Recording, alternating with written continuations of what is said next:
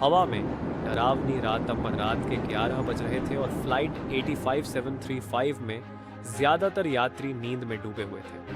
विमान के अंदर हल्की रोशनी थी और एयर होस्टेस सीटों के बीच धीरे धीरे चल रही थी। मैं खिड़की के पास बैठा था, आसमान की काली चादर को निहारते हुए। अचानक एक अजीब सी सिमरन मेरे शरीर में दौड़ गई। ऐसा लगा मानो किसी ने मेरे कानों के पास आकर कुछ फुसफुसाया हो।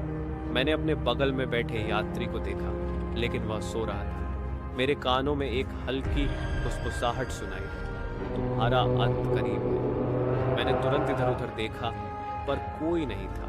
दिल की धड़कन तेज हो गई। मैंने घड़ी पर नजर डाली।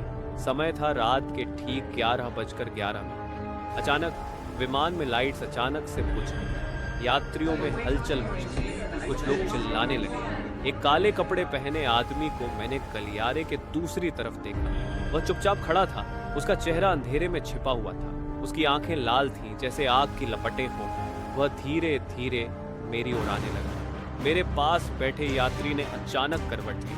उसकी आंखें खुली, पर वे बिल्कुल सफेद थीं, जैसे आंखों की पुतलियां गायब हो। उसने एक ठंडी भयानक हंसी हंसनी शुरू कर दी और मैं सिहर उठा।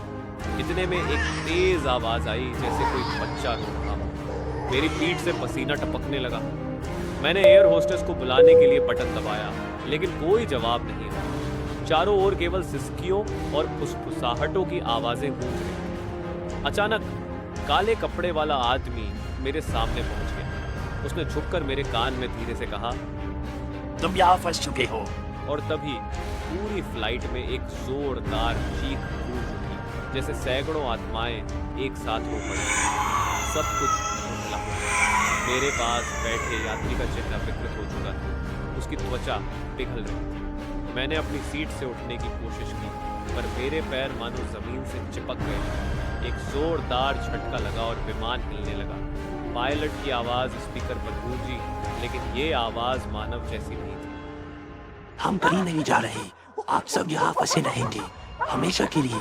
मेरी आंखों के आगे अंधेरा छाने लगा और मुझे लगा जैसे मैं किसी अनजान अंधेरी दुनिया में गिरता जा रहा हूँ। रात के 11:11 पर समय जैसे ठहर गया था और फ्लाइट 85735 कभी भी अपने गंतव्य पर नहीं पहुंची।